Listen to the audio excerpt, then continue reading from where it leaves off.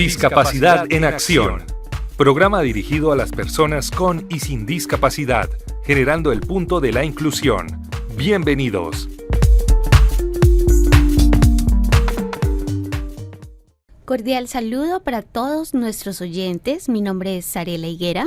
Y mi nombre es Olga Santamaría. Hoy, en nuestro 9º programa Discapacidad en Acción, vamos a tratar un tema muy interesante: estrategias de rehabilitación RBC. Doctora Olga, damos la bienvenida a todos nuestros reporteros, todas las personas que nos envían información para divulgar en este espacio que es para todas las personas con discapacidad y sin discapacidad que deseen informarse sobre nuestros temas de salud, crecimiento personal y ámbito social de desarrollo a todas las personas con discapacidad. Bienvenida, doctora Olga. Gracias, Arela. Muchas gracias a todos los oyentes por estar presentes, por querer seguir aprendiendo, por querer acompañar de una forma significativa lo que son los procesos de discapacidad en nuestra comunidad y en nuestro país. ¿Cuál es la estrategia RBC? ¿En qué consiste? Bueno, hoy en este programa vamos a hablar de esa dimensión que tiene la discapacidad dentro de lo que es la estrategia de rehabilitación basada en la comunidad, RBC. Pues Arela, te cuento que nosotros fuimos aprendiendo de la RBC hace más o menos unos 18 años. Personalmente, el proceso lo fui aprendiendo con la Fundación FANDI, que es una fundación que es líder en la estrategia de RBC, que lleva 23 años acá en la ciudad de Bucaramanga. Queda ubicada en el norte de la ciudad y trabaja con niños, jóvenes y sus familias que tienen discapacidad, principalmente múltiple y discapacidades intelectuales. A través de este proceso conocimos la estrategia. La estrategia, te cuento que es de la Organización Mundial de la Salud, de la OMS. Nació más o menos hace unos 40 años, queriendo dar respuesta a los países que tenían más problemas para tener acceso a los servicios. En ese momento, sobre todo al servicio de salud. Estos países que por su pobreza o por dificultades frente a situaciones sociales, no tenían tampoco suficientes profesionales que hicieran procesos de rehabilitación, y nace con el objetivo de tener como una especie de promotores.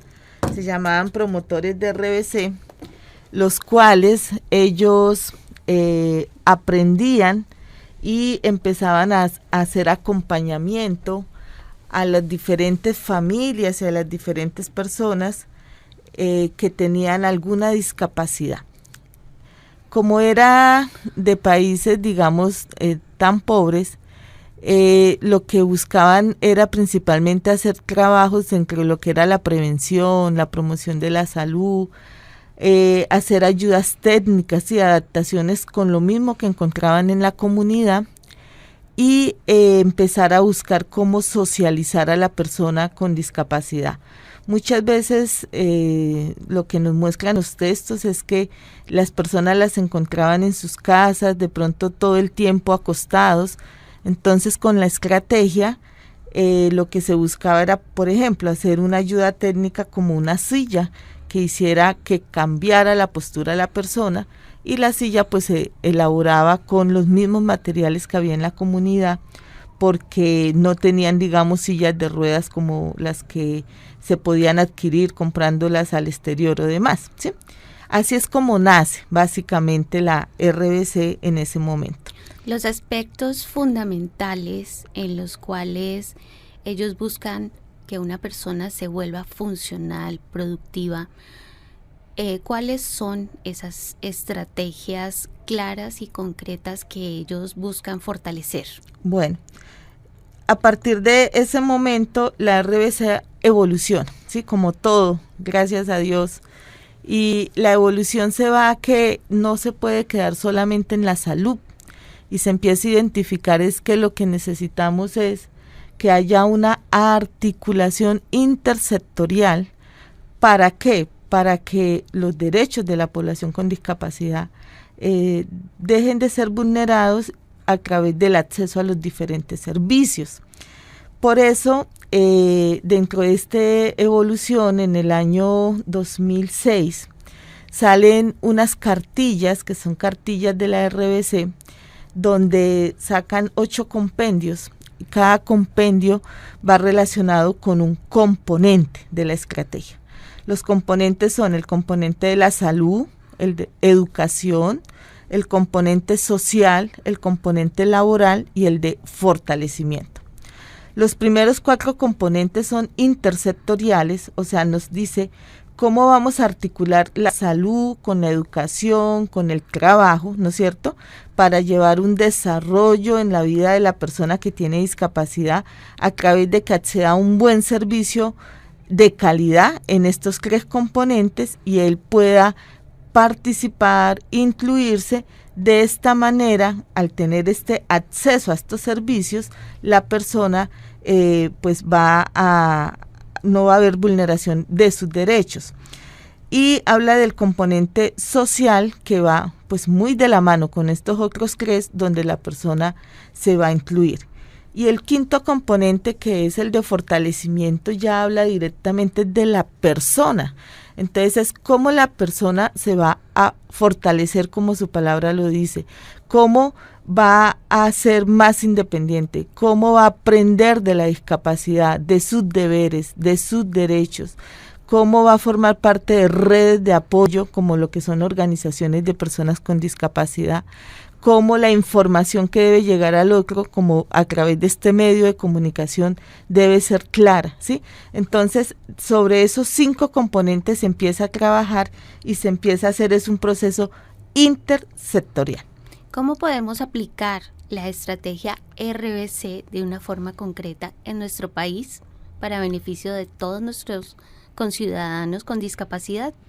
Bueno, primero que todo, el conocimiento, Sarela. Desafortunadamente hay poco conocimiento frente a la estrategia, frente a lo que es la dimensión real de la rehabilitación basada en la comunidad, y desafortunadamente nos estamos quedando en cosas muy parciales y se nos está orientando la estrategia solo al componente de salud. Entonces se está quedando que se está aplicando desde las secretarías de salud a través de los programas como son el PIC, y se está quedando en temas como son la prevención, la promoción, ¿sí? Básicamente temas de visitas domiciliarias. Eso forma parte, pero eso no es RBC, eso es solo un componente que es el de salud.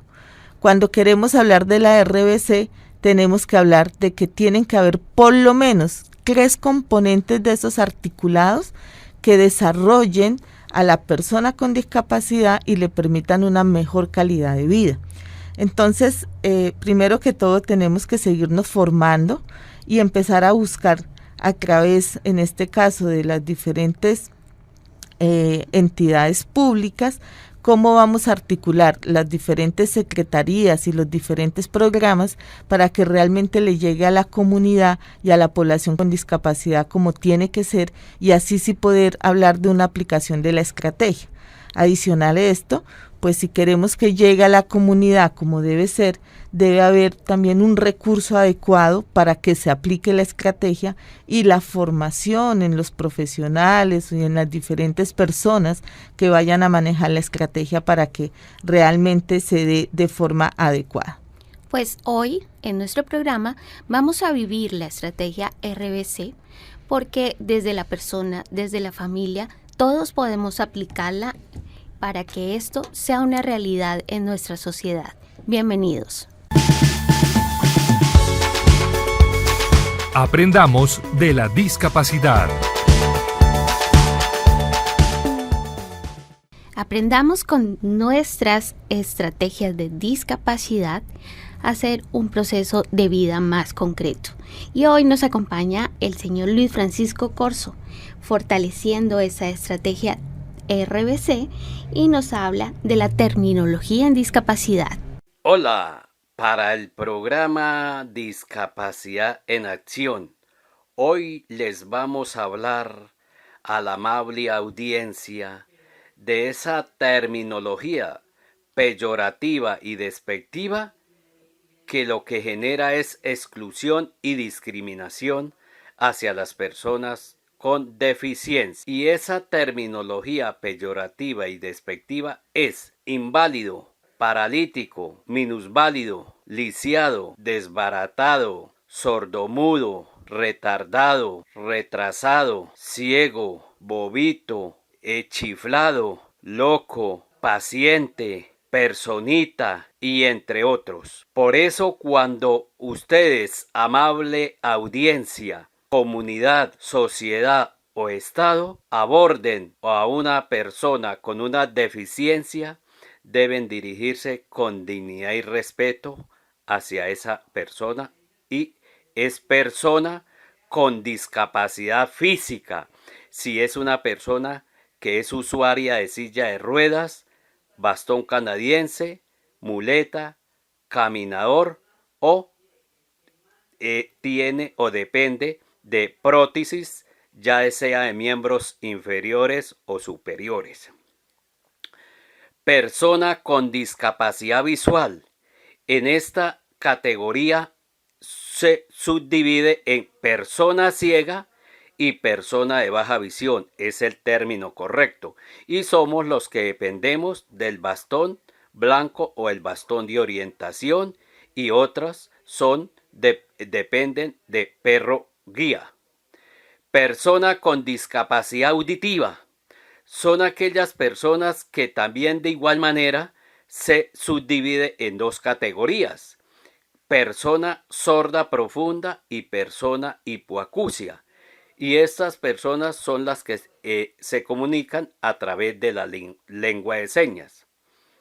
Persona intelectual es aquella persona que no resuelve problemas o conflictos, etc.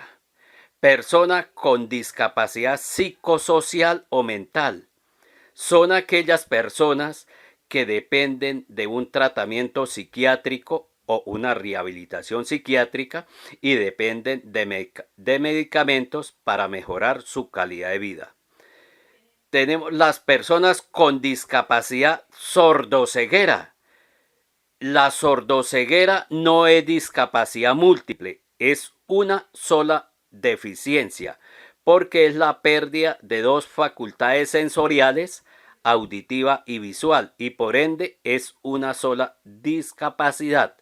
Por eso la sordoceguera es la combinación de la pérdida de dos facultades sensoriales, y por ende es una sola. Y por último tenemos la discapacidad o personas con discapacidad múltiple. Son aquellas personas que tienen más de una deficiencia, es decir, puede ser persona con discapacidad visual o persona física, o puede ser persona sorda, persona intelectual, o puede ser persona física y persona psicosocial. Esto es lo que queremos dejarles claros a los amables oyentes para que cuando se dirijan nuevamente, repito, a las personas con discapacidad, sepan cómo abordarla y qué terminología debemos usar. Y es persona con discapacidad. Primero va la persona y después sí la deficiencia. Les habló Luis Francisco Corzo Rojas para el programa Discapacidad en Acción, líder activista, formador de formadores por la defensa y la garantía de los derechos de las personas con discapacidad, sus familias y cuidadores. Y recuerden, nada sobre nosotros sin nosotros. Chao, chao. Bueno, y ahora tenemos a la doctora Joana Romero. Ella nos va a hablar sobre el trastorno del espectro autista y las ECOLALIS. como vemos en este componente de Aprendamos de Discapacidad, hemos tenido a Luis Francisco, que nos habla de la terminología, entra dentro del componente de fortalecimiento de la RBC, y ahora Joana, que nos habla de un tema específico que ya es terapéutico, que entra dentro de lo que es la habilitación y la rehabilitación en nuestro componente de salud. Entonces, bienvenida, Joana. Hola, buen día. Mi nombre es Joana Romero, yo soy fonoaudióloga y el día de hoy vamos a hablar sobre el trastorno del espectro autista y las ecolalias. Vamos a iniciar hablando sobre qué son las ecolalias. Vamos a concentrarnos en la población con TEA y hablaremos sobre algunas pautas o estrategias para intervenir en con esta población. De esta manera, ayudando a la adecuada comunicación. Bien, en primer lugar debemos comprender lo siguiente: ¿qué es una ecolalia y por qué se producen? Bueno, las ecolalias son sonidos, frases o palabras que se repiten sin un objetivo comunicativo, pero hay algo mucho más allá de esto. Muchas investigaciones hablan que dentro de todo esto, las ecolalias pueden ir cambiando durante el tiempo en la misma persona. Bien, debemos tener en cuenta que la población con TEA tiene muchas barreras notables dentro del desarrollo comunicativo y la comunicación en general. Entonces, todo apoyo que se genere será positivo. Entonces, como terapeutas debemos ir un poco más allá de lo que nos puede ofrecer el mundo, es decir, innovar, ser un poco más recursivos, inventar y poder aportar de manera visual a todas estas barreras para que favorezcan la comunicación. Ahora vamos a hablar sobre dos tipos de ecolalias. La primera es la diferida y la segunda es la inmediata. La inmediata es la que se produce en un momento y la diferida son ecolalias que se repiten fuera de un contexto comunicativo. Bien, entonces, dentro de las inmediatas, lo que quiere expresarnos el usuario es que no hay comprensión. Es decir, yo estoy formulando una pregunta como hola, ¿cómo estás? Y él me está contestando con esta misma pregunta. Es decir, no hay una comprensión de ese mensaje el cual le estamos brindando. Entonces, para que esto cambie, debemos ofrecer apoyos visuales, ofreciendo opciones dentro de la respuesta, es decir, podemos brindarle una imagen al usuario con dos preguntas sencillas de sí o no, estas señaladas con colores, muy gráfica, donde el usuario pueda entender un poco más lo que se le está preguntando y él pueda dar una respuesta a esta misma pregunta. Entonces, teniendo en cuenta lo que hemos dicho anteriormente, dentro de las ecolalias inmediatas se irán trabajando estrategias visuales, donde presentemos una pregunta cerrada con dos opciones de respuesta. Puede ser, ¿quieres jugar? ¿Quieres comer? ¿Quieres trabajar? Preguntas cerradas y sencillas. Claro, inicialmente somos nosotros los que vamos a ir guiando esas opciones de respuesta para que luego él nos dé una a nosotros. Ahora bien, hablaremos sobre las ecolalias diferidas, ¿sí? Aquí tenemos dos motivos por los cuales estas se producen. La primera, porque son recuerdos auditivos y estos se vuelven autoestimulantes. Y la expresión de las emociones. Entonces, al ser un recuerdo auditivo, suele ser asociados a canciones, a frases, a películas, a voces de personajes, entonces se tienden a repetir en ciertas ocasiones. Y al momento que se producen suele ser autoestimulantes, es decir, se producen para regular otro tipo de proceso el cual está sucediendo dentro de su cuerpo. Es decir, esto empieza a representar el mundo interior. Bueno, entonces para intervenir en estas, lo primero es indagar en el mensaje y poder conseguir una explicación del por qué se está produciendo.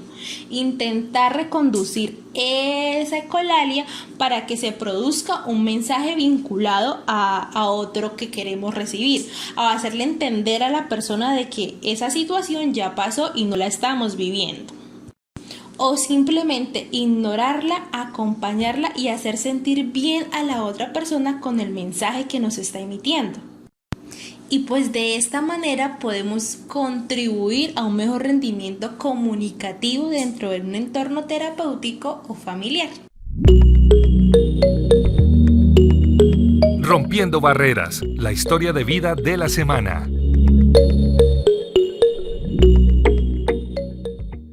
En ese momento vamos a mirar el componente RBC como una estrategia de vida.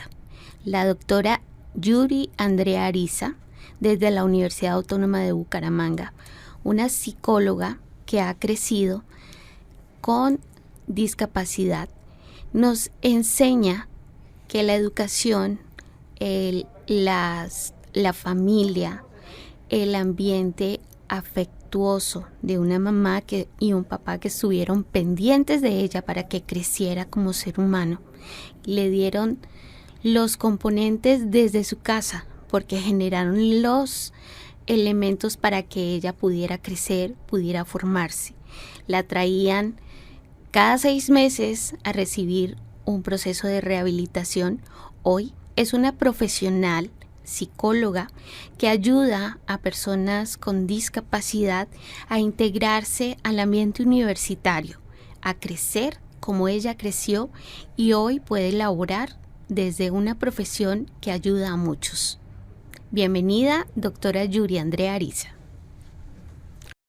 Mi nombre es Yuri Andrea Ariza Rivera, persona con discapacidad física, y para que se hagan una idea, tengo 33 años de edad, soy psicóloga de la UNAM. En cuanto a la rehabilitación, es importante mencionarle, afortunadamente hay una diferencia de cuando nacía una persona con discapacidad hace 33 años a cuando nace hoy en día. Entonces ese es el primer imaginario que se tiene frente a la rehabilitación, como ustedes lo han visto en el programa. Es muy diferente hablar de una rehabilitación en una persona que adquiere su discapacidad a la persona que también es un reto también el hecho o es determinante en el ciclo de vida que se encuentra la persona. Partiendo de ahí, pues la rehabilitación viene siendo ese proceso articulado, no lo digo como un concepto,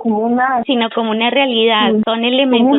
Valido esa realidad a través de mi experiencia y de mi conocimiento profesional, de la articulación en cuanto a los objetivos que se quieren lograr en el niño con discapacidad tiene que ver interdisciplinarmente, médico principales, especialistas y el trabajadora ocupacional, la terapeuta de lenguaje, la de terapia física, psicología, ustedes dirían una trabajadora social. Recordemos que la discapacidad como término no es enfermedad, no es sinónimo de enfermedad, porque si usted me pregunta, Yuri, ¿usted qué tiene? Yo digo nada, porque yo no presiento malestar en mi salud. Cuando hablamos de un diagnóstico, si estamos hablando que hay un deterioro o que hay una alteración o una deficiencia que me imposibilita participar de la misma manera que todos, ¿cierto? Por eso la discapacidad es el resultado de la historia, ya sean arquitectónicas,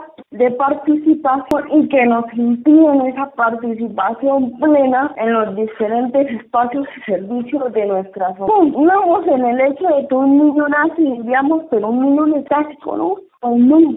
La psicóloga es para la familia. La familia, cuando nace una persona con discapacidad, tiene que ser la red de apoyo principal.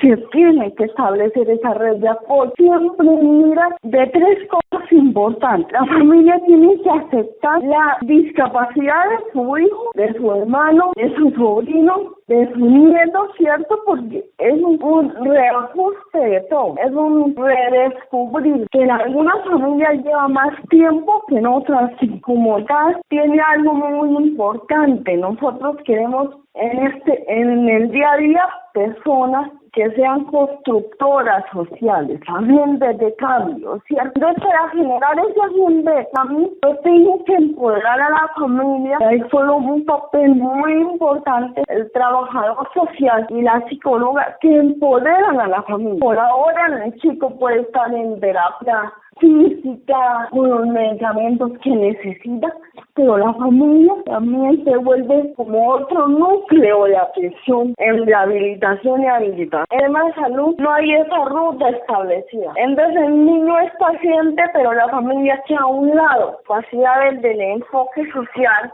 se han construido, hecho transformaciones que han sido muy lentas, pero es importante reconocer lo que ha hecho. El enfoque del médico también es muy importante. Es ahí donde nuestras políticas públicas, nuestros diferentes programas de capacidad tienen como ese de abrir el camino para la toma de conciencia de los profesionales de la salud cuando nace un niño con discapacidad o cuando se adquiere la discapacidad. Consulta, he escuchado relatos de familias que dicen: Yuri, es que a mí me dijeron que lo cuidara como si fuera mi niño para siempre. El médico, cuando nació, me dijo que mi hija la disfrutara porque no sabía cuándo niña, ya tiene 24 años. La que todavía la sigue disfrutando como niña, sabiendo que ya pasó por la niñez, por la adolescencia, y es una adulta. Él recibe como ese imaginario irracional de que ha instaurado en nuestro pensamiento y no deja que esa rehabilitación llegue, porque si no está empoderada la familia, si a la familia no le decimos hay que crear ambientes para potencializar y estimular la autonomía, la independencia y autodeterminación de las personas con discapacidad, va a llegar adulto a poder tomar decisiones por él mismo. Y no me refiero a la toma de decisiones como lo hablamos en las personas con discapacidad cognitiva. Puede pasar por dos etapas. Una de negligencia, ¿cierto? Que es cuando no se le satisfacen las necesidades a sus hijos, y eso se da en cualquier familia, ese tipo de familia. Otra, la de la sobreprotección. Y nada más toco esos dos polos. Protección en muchos estados, igual negligencia como una forma de violencia pasiva, pero es agresiva. Ni en tanta sobreprotección no le estoy enseñando, no le estoy dando la oportunidad. Entonces sería como ese primer ciclo, así resumidamente, empoderarse como en esa parte de la familia, como red de apoyo principal que está pasando por un proceso, y de todos los estigmas frente a discapacidad se tienen que hablar en la familia, no para normalizarla, ¿cierto?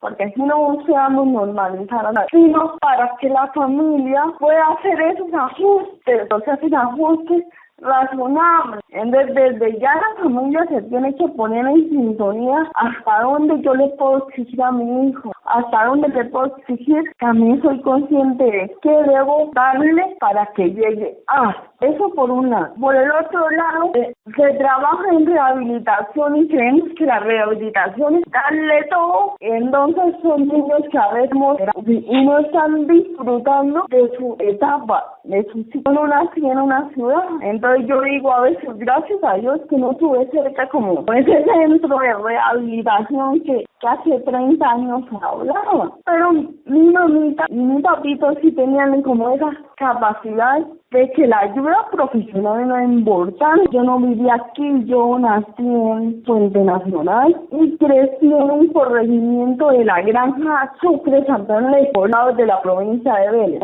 En un principio a mi mamá le dijeron, es que la niña tiene eso. No, ella es mongolita. ¿Usted sabe qué le pasa a los mongólicos? Eso no sirven para nada. Y mi mami tuvo la capacidad y mis papás de no creer en él. Mi mami dijo, mamá, no vuelva a este médico, como así que un ser humano no sirve para nada, es la dignidad. Entonces no tenía acceso fácil para entonces ella me comenta que yo venía a terapias cada 6 meses, porque era el tiempo como de vacaciones o cada año. Entonces mi mami tenía una libreta y lo que llamamos plan casero o los terapeutas ocupacionales, de lenguaje, de terapia física, mi mami lo llevaba en un cuaderno. Entonces mi mamita desde siempre se puede decir que ella fue la que me hizo iniciarse la rehabilitación. Y otra cosa muy importante, los abuelos de mis, pues ellos me dejaban mucho al aire libre, entonces la interacción y la participación, ellos nunca, que yo sentí que me dejaron allá en un espacio, no, siempre buscaban la manera de cómo estar yo con ellos y cómo participar de las actividades. Entonces estamos hablando de actividad agrícola, que todos nos íbamos a sacar la cosecha de papa y mi mami me sentaba, no caminaba, no me movía, pero mi mami me tal vez para ellos no era un ejercicio, pero hoy en día digo que eso fue lo que estimuló cada uno de la corteza motora para que se diera una respuesta coordinada frente al movimiento esperado. Entonces, esas cosas ayudan mucho, la participación. El hecho de que así yo no hablara, pero Yuri me está mirando fijamente, voy a ver qué es lo que quiere. Entonces, esa interacción entre la familia y la participación en todas las actividades permitió muchas cosas. Mi abuelo, él se dio cuenta que yo arrastraba los pies, yo no batí como totalmente, sino yo arrastraba la colita. Entonces un día se les ocurrió, no sé si usted conoce cómo es un molino para moler caña, si tienes la idea. El grande, sí señora. Sí, entonces que tiene un rodillo y la mula va girando alrededor, las mulas giran alrededor y eso hace la parte mecánica para que se vaya extrayendo. Entonces en mi casa yo tenía un molino, un palo enterrado en la tierra con un maniobro de manera horizontal, donde yo iba corriendo y me iba a abrazar. Eso es terapia física y yo no lo veía como terapia, yo lo veía como me hicieron un juego bonito. En mi papi por lo menos era que yo jugara con los perros, con los gatos, o sea, que yo casi, a mi mami adaptó los pantalones, yo solamente con madera y les puso acolchados en las rodillas y en los codos, entonces así me dejaba. Ella no le importaba que yo me ensuciara porque ella sabía que de alguna u otra manera hay que crear estimular la parte del movimiento, es muy importante para la autonomía más adelante. ¿No? Los juegos me los adaptaba, los juguetes, por lo menos cuando yo estaba en preescolar, recuerdo que mis compañeros me hacían partícipe, podía hacer de la obra de teatro, así podía ser disfrazada, pero ahí me sentaban y yo era el árbol y yo me sentía contenta, así no habilitar posibilitarlos para que lo pueda desarrollar, para que tenga esa oportunidad de hacer esa situación o de resolver ese problema o de elegir. Muchos estudios han visto cómo las personas con discapacidad, muchos niños tienen codependencia con sus padres. Nuestros padres decían por ellos, sino diario necesitan la aprobación del otro. Entonces imagínate, si esa pauta todos los días, ¿qué pasa cuando llega a ser adulto? No va a poder tomar una decisión. Jugaba mucho conmigo, mi mami me ponía a lavar cucharas, así le tocaba sentarme encima del mesón, o sea, mi mami me dio para internarla o para que me dijeran qué tenía que hacer y esas cosas, y yo veía que todos los niños estaban haciendo lo mismo, y yo decía, yo no quiero esto para mí, y que se le acercó yo diría que era más bien una psicóloga, mi mamá dice que era una trabajadora social, le dijo, no, lo mejor es que se la lleve para la casa y haga de cuenta que usted tiene a alguien y necesita más atención, pero no sobreprotección. Y al final, a veces sí me sobreprotegieron porque yo recuerdo que siempre en las conversaciones de campo, si solamente yo dijera no quiero siempre me preguntaban, Yuri, ¿usted qué quiere? Yuri, ir echando, como decimos en el campo, o nos espera. Yo me acuerdo a la edad de como de 7 años, yo toda brava porque a mi hermana sí la mandaban a traer el pan y a mí no, que a mí por qué no me dejaban ir a traer. Entonces es donde yo digo, no es solamente la rehabilitación que me ofrece el centro de salud, la EPS, la IPS, sino que nosotros como familia nos empoderemos de la situación, siempre pensando en una meta grande. Yo quiero que esta persona el día de mañana sea autónoma, independiente, que pueda resolver, que pueda tomar decisiones, que pueda tener no una vida como cualquier otra persona, porque todas las vidas son diferentes, pero sí haciendo principio de realidad, de lo cual ella puede hacer y de lo cual esa persona requiere ayuda o requiere eliminar barreras para lograr participar y acceder a las diferentes acciones de la sociedad. Y cualquier cosa, pues aquí estamos a la orden. Todos somos agentes de cambio. ¿Qué se está haciendo en discapacidad? ¿En qué se está haciendo en discapacidad? Les vamos a mostrar cómo se reflejan los 5 componentes de la RBC. Para eso tenemos en el componente de salud a Francisco Corzo, quien nos va a hablar del certificado de discapacidad. El motivo de esta entrevista es socializar el proceso de certificación de discapacidad en Colombia. La certificación de discapacidad está facultada en la resolución 113 del 31 de enero del 2020, en cuyo objeto es certificar, localizar y caracterizar las personas con discapacidad en el ámbito nacional, departamental y municipal. ¿Qué es el proceso de certificación? El proceso de certificación es una valoración clínica multidisciplinaria, simultánea, facultada en la clasificación internacional de las enfermedades, la discapacidad y la salud, SID, que lo que busca es identificar las deficiencias corporales, incluyendo las psicológicas, las limitaciones en la actividad, la restricción en la participación de las personas con discapacidad. Y este resultado que surja de la valoración es el que se sube al RLCPD o al registro de localización y caracterización a través de la plataforma del CISPRO. El certificado de discapacidad no tiene costo alguno por parte de los solicitantes o por parte de la persona con discapacidad. ¿Quién realiza este proceso de valoración?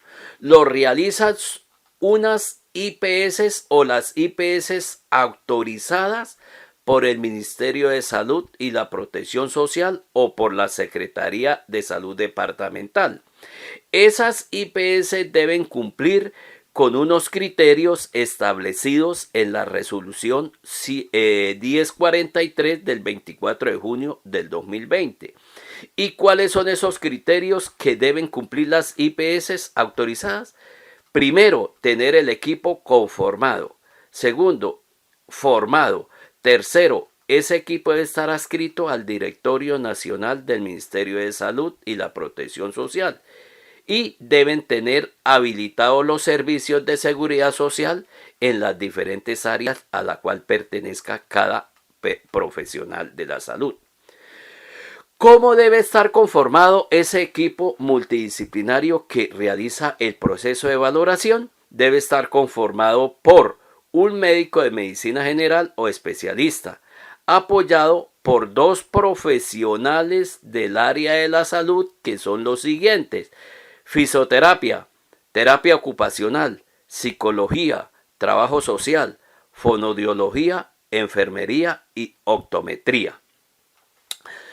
¿Cuál es la ruta para poder acceder al certificado de discapacidad? Y la ruta es la siguiente.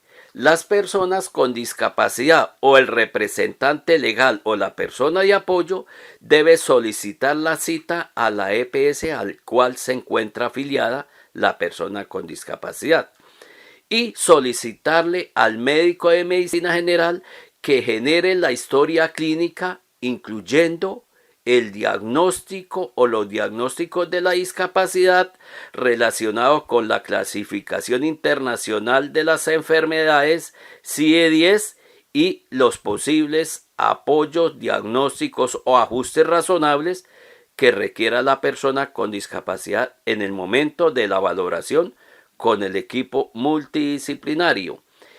Este equipo está conformado en el artículo 5 de la resolución 113.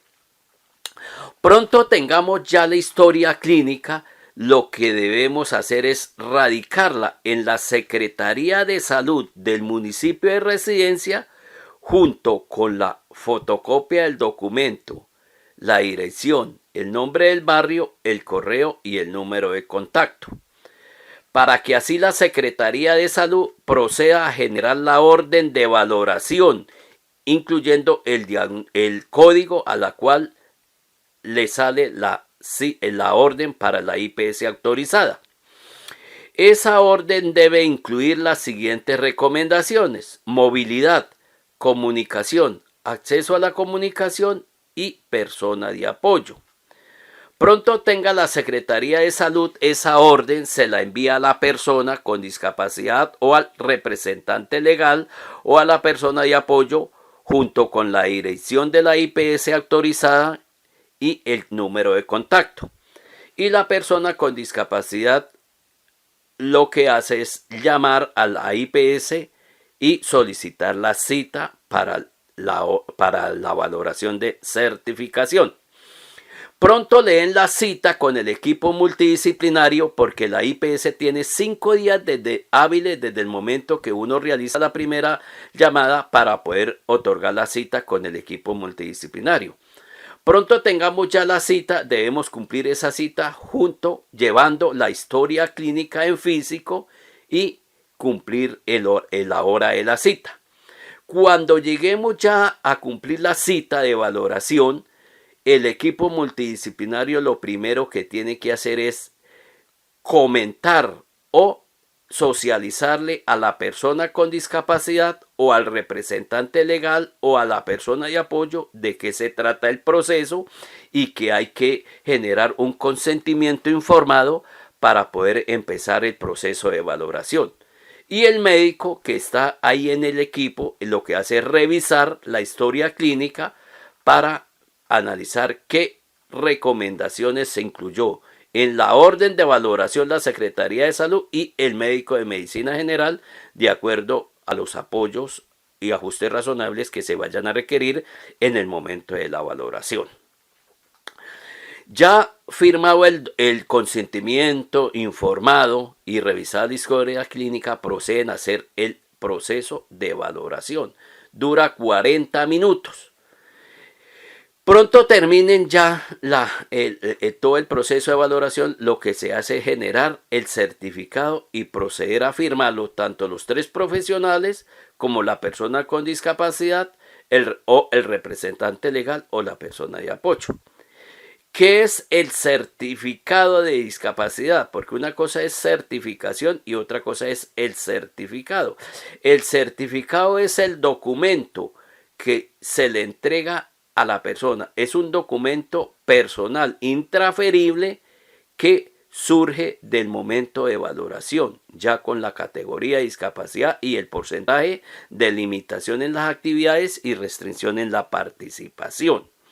Este certificado no va directamente el porcentaje a la persona como tal, es a la limitación y a la restricción. El equipo multidisciplinario debe tener muy presente que debe dirigirse es a la persona con discapacidad como tal. Pero si el equipo analiza que de pronto no hay facilidad de interacción o comunicación, ahí sí se acude al representante legal o a la persona de apoyo.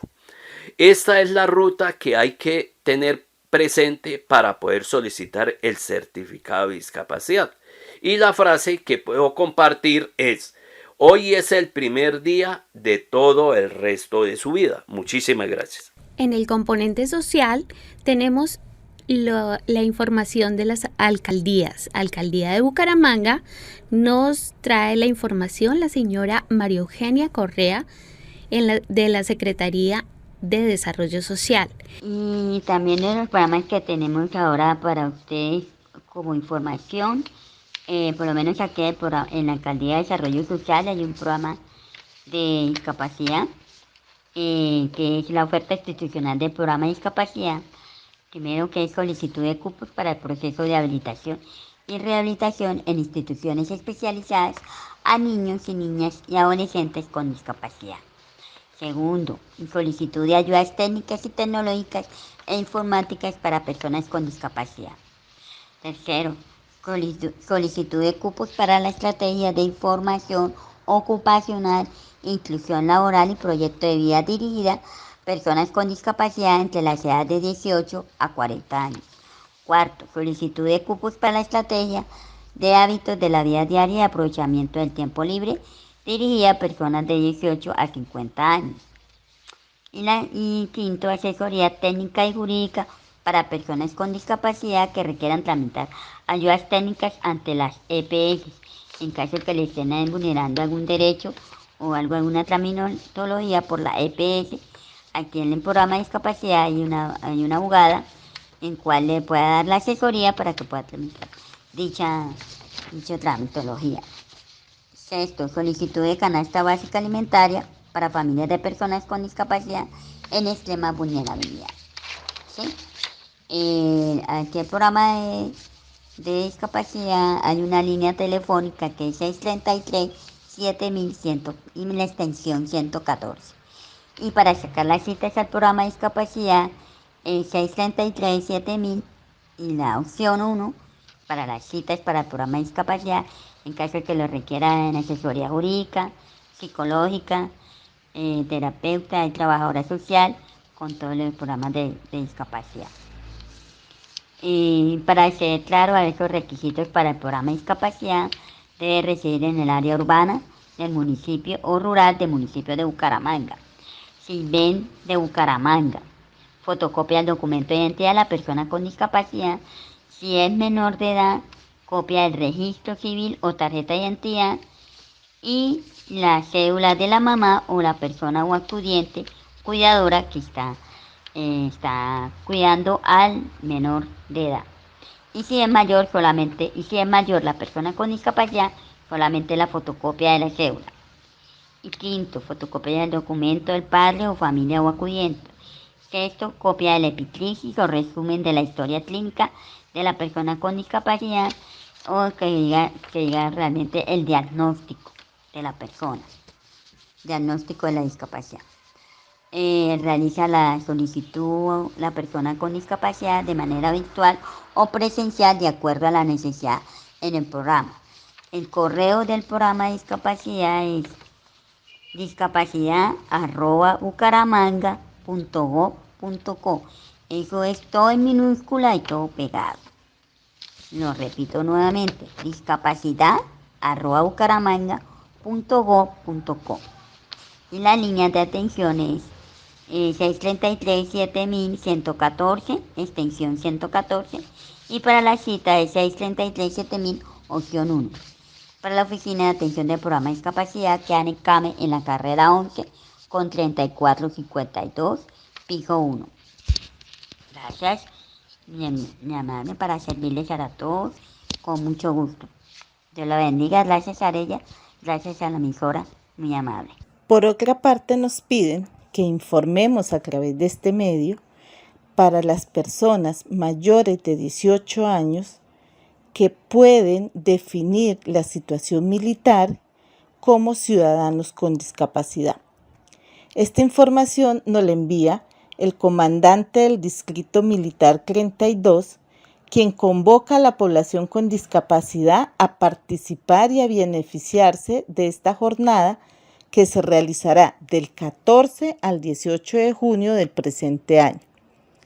Las personas con discapacidad, hombres mayores de 18 años, deben ingresar a la página libretamilitar.mil.co.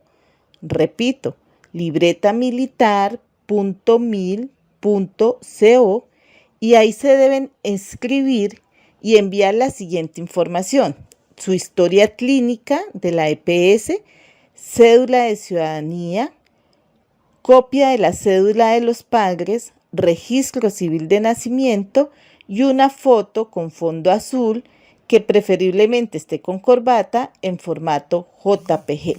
Entonces los invitamos a que aprovechen esta jornada para definir su situación militar. Y desde el componente de educación nos están enseñando acerca de el medio ambiente en conmemoración del Día Mundial que se celebró el pasado sábado 5 de junio. Eso quiere decir que son los 5 componentes articulados participando en los que una persona con discapacidad debe ir desarrollando su proceso de rehabilitación. Y asumiendo responsabilidades ante nuestro medio ambiente y nuestro entorno. Hoy 5 de junio celebramos el Día Mundial del Medio Ambiente. Les saludo a los líderes voluntarios Lizeth Velasco y Helfer Pulido desde la Junta Ciudad Bonita de la Defensa Civil. Queremos compartir con ustedes algunas recomendaciones para conservar y proteger nuestro medio ambiente. Primero podemos comenzar desconectando y apagando los electrodomésticos y luces que no estemos utilizando en nuestra casa. Así cuidaremos la naturaleza y de paso nuestros bolsillos. Segundo, es necesario utilizar el agua de manera correcta, cerrando el grifo cuando no se necesite, mientras nos cepillamos los dientes o enjabonamos la loza, y no demorarnos en la ducha, pues de gota en gota el agua se agota. Esta tercera recomendación también es una invitación a aprovechar los recursos. Sabemos que son limitados, por eso es bueno que aprendamos a aplicar el método de las 3 R's: reducir, reutilizar y reciclar. Recordemos, reducir es la primera de las 3 R's porque es la mejor manera de empezar a concientizarnos, de prevenir y minimizar el impacto. Entre todos podemos disminuir el consumo de productos de energía y de los residuos que generamos. Reutilizar, dar una segunda oportunidad de vida a un producto. Por un lado, evitamos tirarlo y por otro, lo empleamos en sustitución de un nuevo material. Reciclar, separar adecuadamente las basuras, el material inerte como las cáscaras y residuos de comida de los materiales reciclables como las botellas, el vidrio, el cartón y el papel. Recuerda que las bolsas también vienen diferenciadas por colores. Tenlos en cuenta al momento de hacer esta separación.